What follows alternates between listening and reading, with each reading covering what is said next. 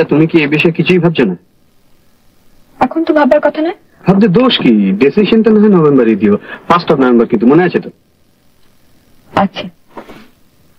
Hello, পূজা কালিম্পং যাচ্ছে 2 October. ওর বাবা নেই, মা আছে, একটি ভাই আছে, বড় ভাই, খুব ভালো ক্রিকেট খেলতে পারে। কালিম্পং যাচ্ছে ওর মামার কাছে। মামা কি করে সেটা তো জিজ্ঞেস করিনি। তুই একটা ইডিয়েট। বাড়ি একসঙ্গে হয়তো কথা জিজ্ঞেস। ঠিক আছে, পরের দিন জেনে নিস। মোটমাটটা আগে চেষ্টা করবো।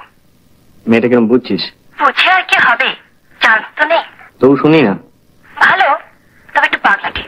আর সেসব তো আমার হাতে।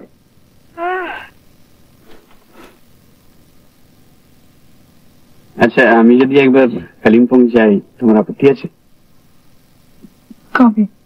যখন তুমি থাকবে। আমি কিন্তু ওখানে মামার সঙ্গ ছাড়ি না। বেশ, তো আমিও ছাড়বো না।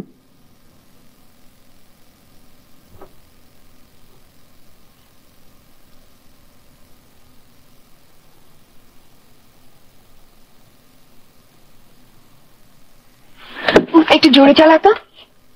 সে কি? আমি তো তোমার কথা ভেবেই আসতে চালাচ্ছিলাম। না, জোরেই ভালো। ওকে, এক সেকেন্ড। বল।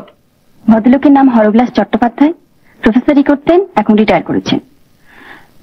কালিম্পং এ বাড়ি করেছেন, পাহাড়ের গাছপালা নিয়ে কি সব রিসার্চ করছে। কে? বটানিস্ট? সে নিয়ে বই লিখেছে, বুঝেছ? হ্যাঁ, সে বই ছাপা হয়েছে।